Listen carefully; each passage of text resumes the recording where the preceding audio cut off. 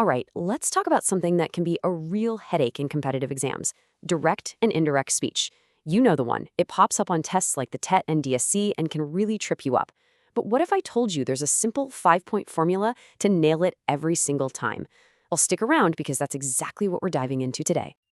Look, if you've ever stared at one of these questions, feeling that exam clock ticking, and just felt stuck, trust me, you are not alone.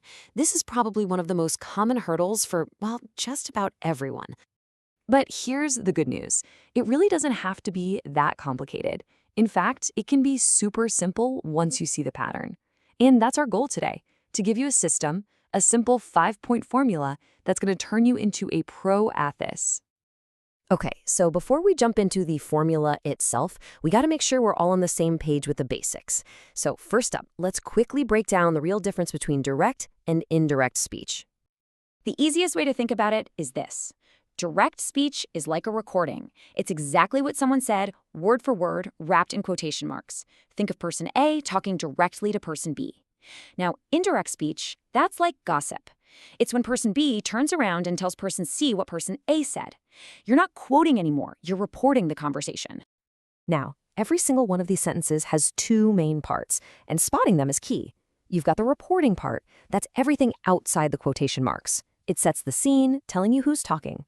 Then you have the reported part. That's the juicy stuff inside the quotes, the actual words they said. Getting this down is like step 0. It's super important. All right, so we know how to spot the pieces. Now, how do we actually change them? Believe it or not, the whole conversion process really comes down to just 3 types of changes. Let's get into it. Okay, change number 1 is all about pronouns. This makes total sense when you think about it, right? You're reporting what someone else said, so the perspective has to shift. I naturally becomes he or she. My turns into his or her. We becomes they. You get the idea. The second big change is the verb tense. And here's the main rule of thumb. You almost always take one step back in time. So simple present jumps back to simple past. Simple past goes even further back to past perfect. Even words like can and will become could and would. It's like you're creating a little bit of distance from the original moment. And the third and final change is for words that point to a specific time and place. Again, this is just logical. If you're reporting something later, now has become then. Today is now that day, and here is now there. You're updating the context to match when you're telling the story. Okay, so we've got our 3 building blocks: pronouns, tense, and time and place words. Now for the magic. We're going to combine these into one super powerful, easy to remember checklist. This is it, folks, the 5-point formula. And here it is. This is your key, your 5-step checklist. Just burn this into your brain. 1. Change the reporting verb. 2. Add the connector word, usually that. 3. Change the pronoun. 4. Change the verb tense. And 5. Change any time or place words. That's it. You follow these 5 steps in order every time and you cannot go wrong. You've basically cracked the code. Okay, knowing the steps is great, but seeing them in action is where it really clicks. So let's take a typical exam-style sentence and run it through our formula step by step. Time to see this thing work.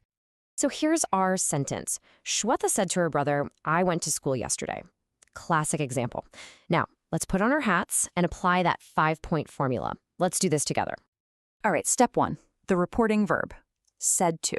That's a classic. 99% of the time, said to just becomes told. Easy peasy. Step 2, we need to connect the 2 parts of the sentence. So we ditch the quotation marks and we pop in our magic little connector word, that. Done. Okay, now for the heavy lifting.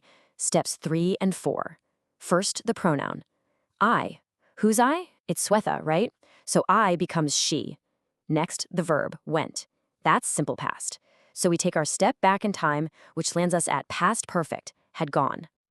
And the final piece of the puzzle, step 5, the time word. Yesterday gets an update to the previous day. And that's it. Look at that. We've followed our 5 steps and we've perfectly converted the sentence. The final answer, Shweta told her brother that she had gone to school the previous day. See how that works? It's a system.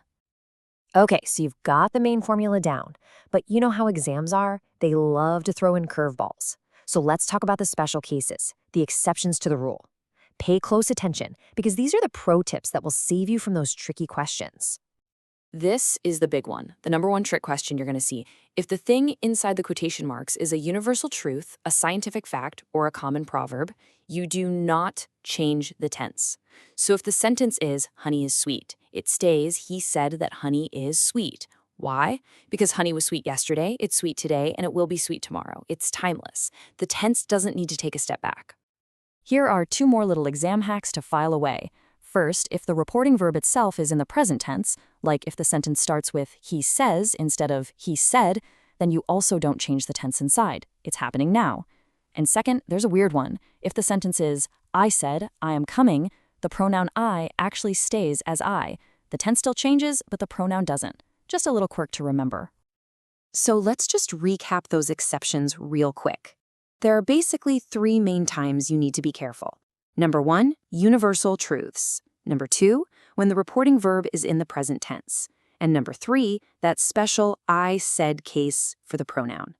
Keep an eye out for those 3 and you'll be pretty much unstoppable. And that's really all there is to it.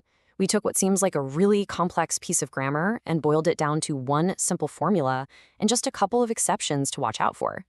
So I'll leave you with this question. Now that you have this tool in your back pocket, what part of English grammar feels just a little bit easier now?